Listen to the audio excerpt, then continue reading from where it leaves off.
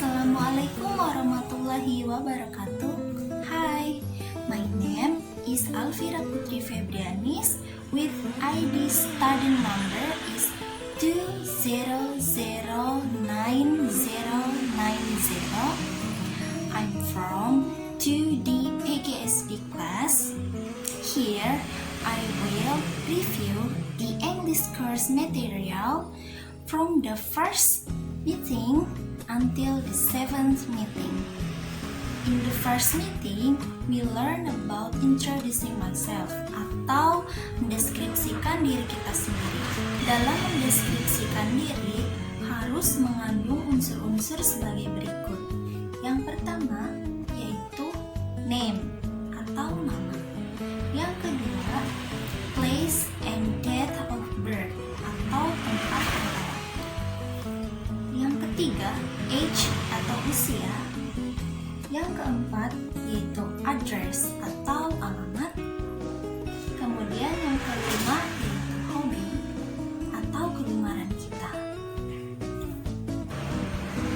At the second meeting, we learn about part of speech. Dalam bahasa Indonesia, part of speech itu adalah kelas kata atau fungsi kata. Dalam bahasa Inggris, part of speech itu terdiri dari 9. Yang pertama yaitu adalah verb. Verb itu kata kerja. Contohnya seperti sleep, eat, and study. Yang kedua yaitu adalah noun atau kata benda. Kata benda ini dapat berupa nama orang, nama tempat, ataupun benda. Contohnya seperti Alvira Putri Febrianis, Jakarta, dan pond. Selanjutnya yang ketiga yaitu adalah pronoun atau kata ganti. Contohnya yaitu seperti which, that, whom, everybody, nobody, somebody, dan lain-lain. Kemudian yang keempat yaitu adalah adjektif atau kata sifat. Contohnya seperti beautiful, handsome, cute, dan lain-lain. Selanjutnya yang kelima yaitu adalah adverb atau kata keterangan. Adverb ini mempunyai ciri-ciri di belakangnya itu ditambahkan li. Contoh dari adverb ini adalah quickly, slowly, sweetie, shitty. Kemudian yang selanjutnya adalah preposition atau kata depan. Contohnya yaitu in, on, at, of, to, by, dan lain-lain. Kemudian yang ketujuh yaitu ada conjunction atau kata hubung. Contohnya and, or, dan but.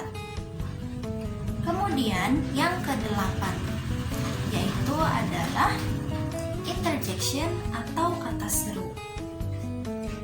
Contoh dari kata seru ini seperti ouch, hey, oh, dan lain-lain.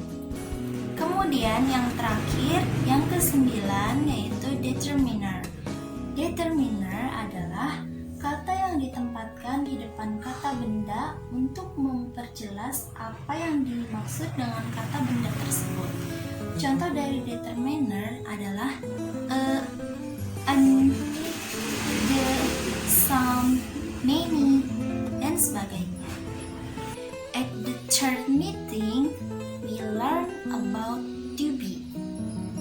To be ini terbagi menjadi 3, yaitu am, is, dan are.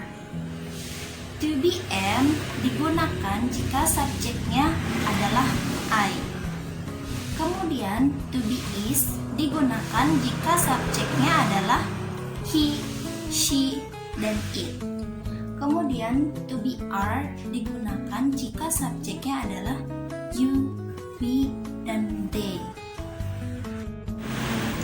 Kemudian ada bentuk lampau dari to be am is dan were. Penggunaan was itu digunakan jika subjeknya adalah I, she, he, dan it. Jika to be were digunakan jika subjeknya you, we, dan they. Kemudian contoh kalimatnya jika kalimatnya positif yaitu I am studying English now. Kemudian jika kalimatnya negatif maka I am not studying English now. Kemudian jika kalimat tanya maka am I studying now?